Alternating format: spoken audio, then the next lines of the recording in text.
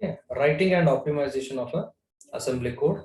We took one example of a square of a number by pass by value parameter method, and UDF will calculate I star I for the value passed in the name of I. It will calculate, it will not print, it will give back to main. Main will print by taking help of UDF. So in the assembly, it looks like this. Here we have not included a passing parameter and all those. Simply main focus we did is it possible to write same program in assembly? Yes. So like that we have explained. So two definitions, profiling and cycle counting we did. So then this is an important slide. Arithmetic and logical instructions will take one CPU cycle for execution. Load store will take n CPU cycles. Load store of byte and half. Load of byte, load of half. Store of byte and store of half will take a one CPU cycle. Branch will take a three CPU cycles. Multiply differs. It is not standard. It depends upon operands as well as result. Okay. So ARM processor will take a 5-stage pipeline in which fetch, decode, execution. First three you know already. Fetch means collect the data. Decode means understand the instruction. ALU means execute. LS1 and LS2 I told. If execution ALU is unable to finish, then definitely finish its work, then LS1 and LS2 will take the responsibility of taking the data into the particular space or taking it from the memory. So that is what LS1 and LS2. Load shift 1, load shift 2. Sorry, load store 1 and load store 2. We took one example of simple instruction, two additions, both are arithmetic, so cycle count is 2. Okay. Then we took one little enhanced instruction. One is load and another one is add. Here one is arithmetic, so directly we can say one count for the second line.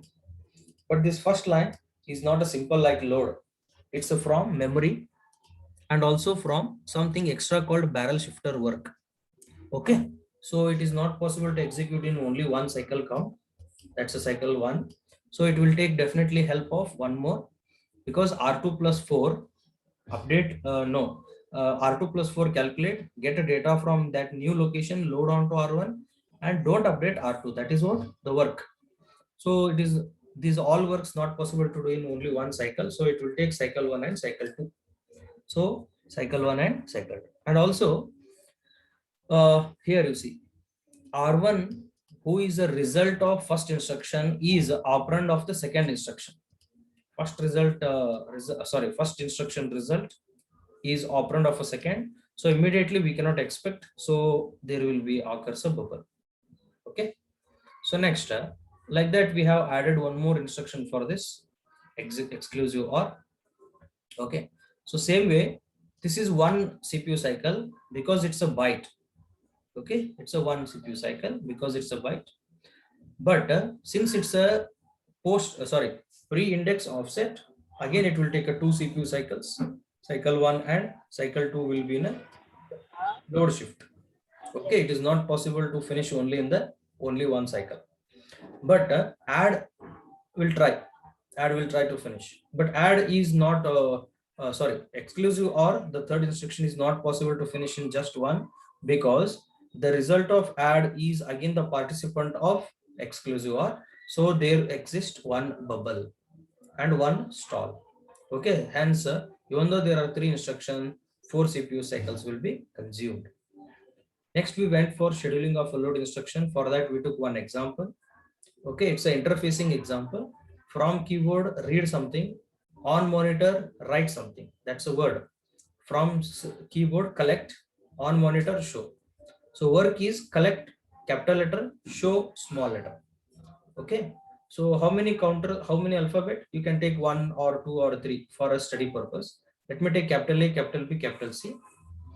All the entities what I am typing from a keyboard should be between capital A to capital Z, because upper to lower means it is applicable only for capital letters to only. It is applicable for capital letters. So that means I have to give something between capital A and something between capital Z. Okay, for everything it is going to convert with the standard formula. Okay, That's a C equal to C plus bracket of this ASCII of small a minus ASCII of capital A. Once you get this, it is converted into character because it was in a ASCII code. Convert into character, that is called as typecasting, and print it on the monitor until what? Until all the C is completed. If you have if you have collected a capital letter P Q R S, so C is P Q R S. 4 times this do while loop will execute for P, for Q, for R, and for S. So can we write the same code in assembly? Yes, it is possible. LDRB, collect one by one keyboard signals from the keyboard. Okay, subtract 41 because ASCII code of capital A in hexadecimal is 41. Okay, so compare whether it is between Z and A because you are supposed to enter the keys only in the capital letter.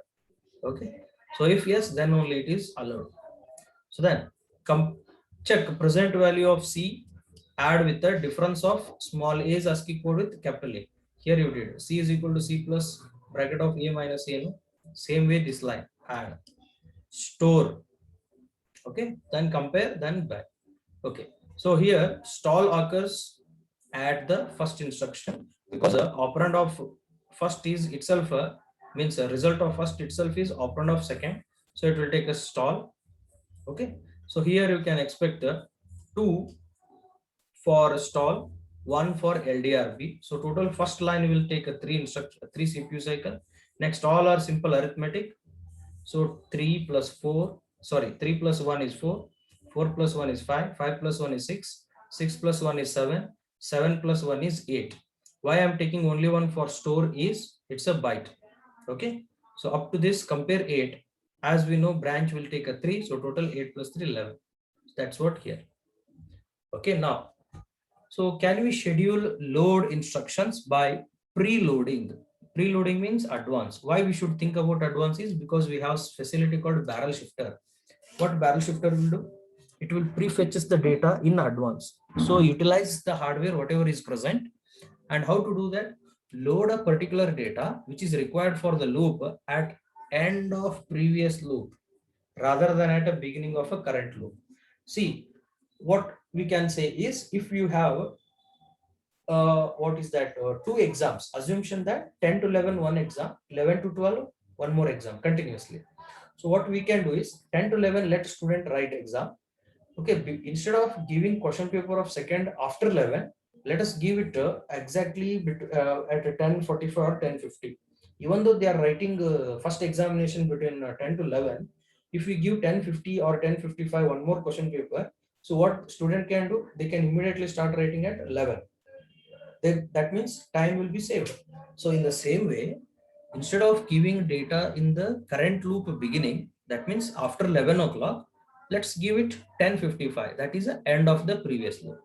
You can see here what happened. See the same program, what is here, load to branch, how it is changed. You can see load is removed from loop.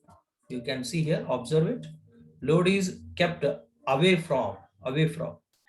Okay, so what happens? This collecting a data is independent of loop repetition. So what? How much time loop will work now? See this: subtraction 1, comparison 2, addition 3, store 4, then load 5. Okay, then 5 plus 3, 8 plus 1 move, total 9. You can see here 9 CPU cycles it will take. I repeat, 1, 2, 3, 4, 5, 6. 6 plus 3, 9. Okay, I repeat one more again. Subtraction 1, compare 2, addition 3, store 4, test 5, load 6, and branch. Okay, excluding this. Branch will take the 3. So total of 9. So 9 cycles it will take. Earlier what it was, same program, 11 cycles. Okay, now it has reduced to 11. Sorry, reduced to 9. So if I take factor wise, 11 changes to 9 means speed of the program increased by 1.2 times. 1.22 times. Okay. So don't worry, this program possibly asking in the examination is very less, but still it's in a concept of a syllabus. So I'm taking this. Okay. So here, what do you mean by preload? Try to have it in advance. Next one, very different. So load by unrolling method. Unrolling means, okay, here unrolling means there will be a procedure already loaded, so that you can use frequently again and again, but same procedure. Okay, same procedure frequently we are using. So what is the difference now?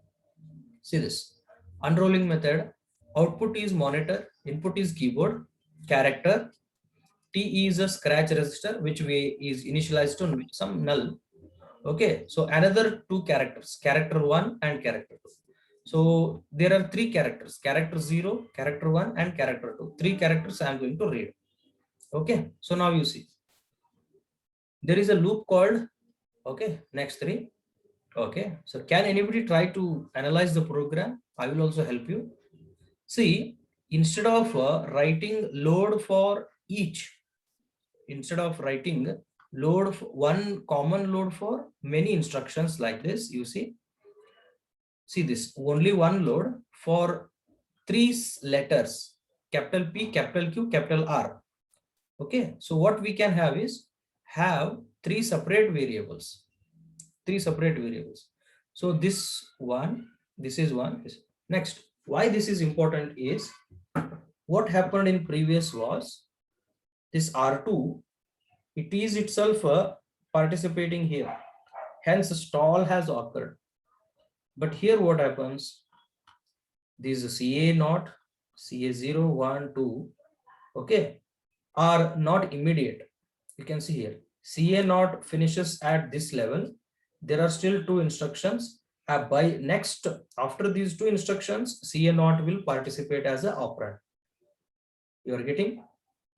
See, immediate participation is not there. Even though CA2, character 2 is there, very immediately we are not working on character 2. If instead of CA0 here, if I write CA2, stall will occur. Okay, hope you are getting now. This character 2 is processed at this stage. Processed. By this time, we won't feel any of the stall or waiting. So three separate variables we took for collecting capital P, capital Q, capital R. So capital P is converted to small p by this AD, this line. See, subtraction, compare and addition will make a capital letter to small letter. I repeat, subtraction, compare and addition will make capital P to small p. Again, subtraction, compare and addition will make capital Q to small q.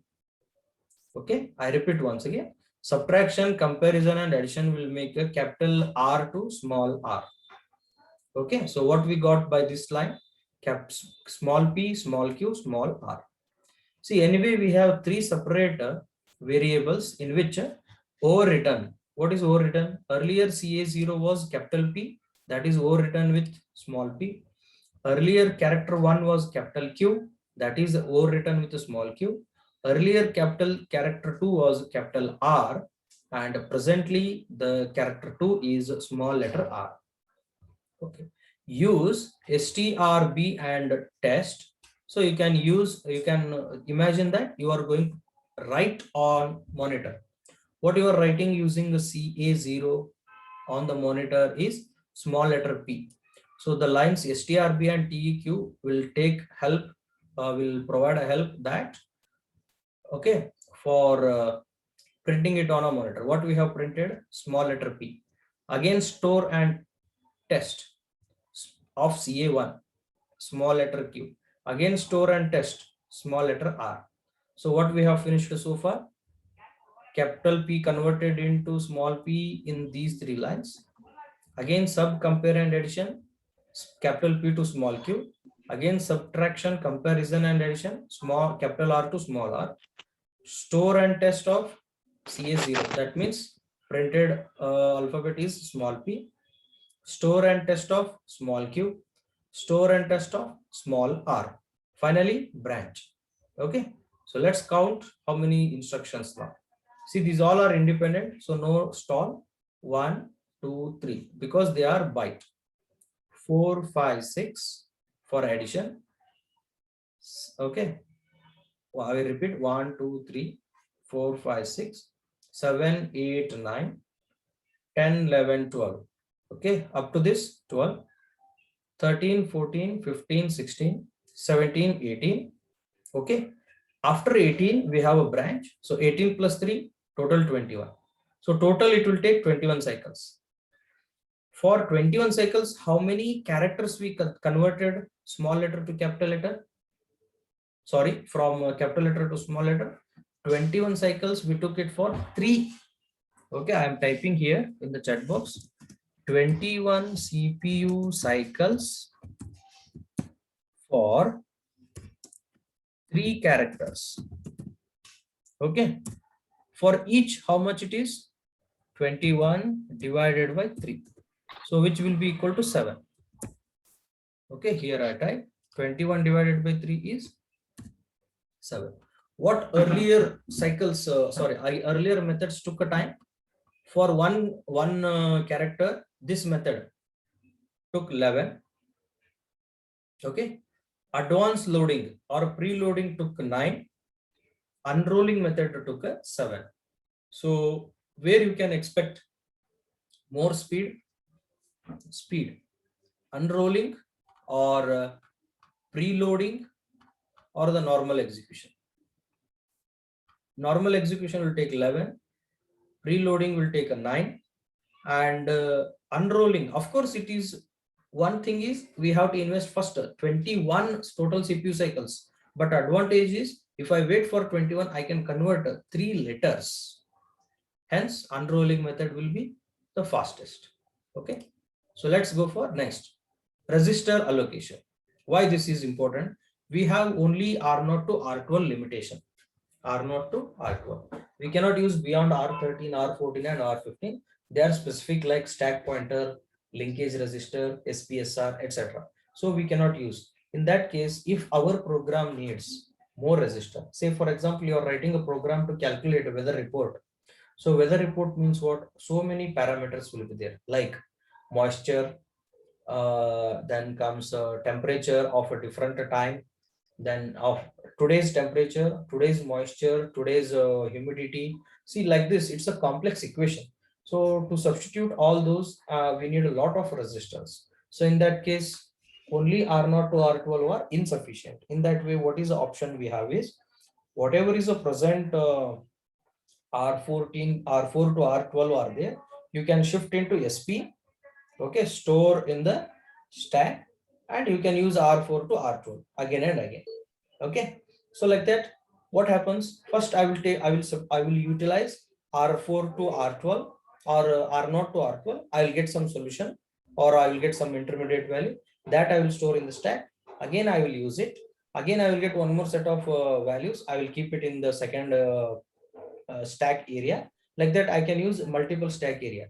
Finally, what happens once I part by part answers are finished? So then again, I will take back all the answers and I can continue the execution. So how you will do the equations like bracket a plus b, close bracket, dot, bracket a minus b, close bracket, again a plus b, like that. So what we will do? We will solve bracket by bracket one and we'll keep the intermediate results ready. So once we will get all the brackets finished, then we can go for final solution. In the same way, first you finish part of execution, store the answer in the stack. Again, you finish another part of execution, store it in the stack. Like that, you can continue. Once you finish that, okay, once you finish part execution, then again take whole part answers and continue the execution. So that is option available in the register allocation. Okay, here are some examples. R4 to R11 are stored, and once you finish your normal execution, you can take back the values in the loop register, whichever the loop you are using. Okay, so next, small concept, conditional execution. So I will take one C program. If C I value is less than 10, I should be added with a 0, else I should be added with some other part. Okay, if else condition, if one case one activity, else another activity. Can we execute such a type of instructions in our ARM subject? Yes, we can. We can combine the conditional execution and perform the flag setting. Why? See this. How this if line will work? If I is less than 10. So what is the answer? If I is 3, it will give us a true.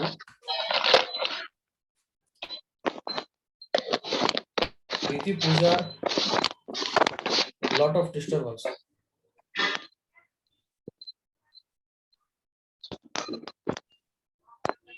I will remove you. Mute the device you are using. Okay, fine. Next, what happens here? If I is less than 10, if it is true, okay, so z will not be 1. If I is 10, what happens? See here, I write compare I with the 10. If I is 0, both 0 minus 10 is not a 0. Don't worry about positive negative, whether it is 0 or not. No, difference is something. So then z will not be high. So that means what? Both are not equal. So once I becomes 10, 10 and 10 are same. So 10 minus 10 is 0. So z becomes high. So like this, we can have a conditional executions also. This you have executed in your factorial program, also in your some program, sum of a first 10 numbers, where you are going to count whether the number is compared against 11 or not. There you have used. Okay, so there we are. Priti Pujar, I am removing you because of your disturbance continuously. Okay, so right, that is what conditional execution. You have already seen the programs. Again, you will get a program in the lab portion also. If some condition follows, do work. If condition fails, change the work, like that. Some part will be. So please take help of first lab program. Sorry, for not a first, second, third, fourth, everywhere, wherever there is a compare instruction, that is going to example for this conditional execution. Okay, so the last one we have is looping constructs. So this is we have used but unaware. So what do you mean by looping constructor?